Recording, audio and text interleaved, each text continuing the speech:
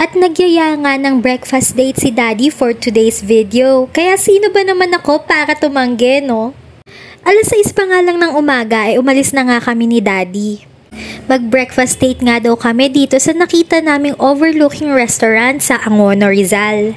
Nagmotor nga lang pala kami ni Daddy papunta doon dahil malapit lang naman yun dito sa tinitirahan namin. At kita nyo naman yung view habang papunta kami, puro puno at napaka-presko ng hangin kaya naman feel na feel namin ng probinsya vibes.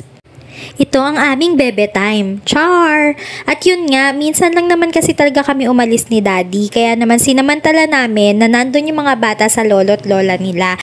Konti pa nga lang yung tao nang makapunta kami dito, karamihan ay mga bikers na gusto lang din dumayo at mag-chill dito sa lugar. Tingnan nyo naman kung gaano kaganda yung view, diba? Overlooking talaga siya.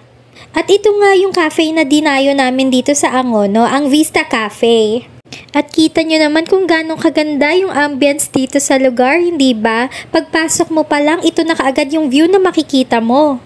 At buti na lang, maaga kami pumunta dahil ang ganda-ganda talaga ng sikat ng araw, tingnan nyo. At meron nga rin pala sila ditong LED roses na pinapailaw nila tuwing gabi. So imagine niyo na lang kung gaano kaganda ang view dito, samahan pa ng city lights na makikita dahil overlooking nga yung lugar. At nag-order na nga kami ng pagkain at ito ngang in-order namin ang kanilang panalong-panalong vegan bagnet. Sobrang na-enjoy talaga namin yan, promise, dahil hindi siya oily at kapag kinagat mo, napakalutong talaga. At syempre dahil breakfast nga ay hindi namin nakalimutang umorder ng kape at ng tsaa. Na-enjoy talaga namin ni Daddy ang aming breakfast date kahit na saglit lang.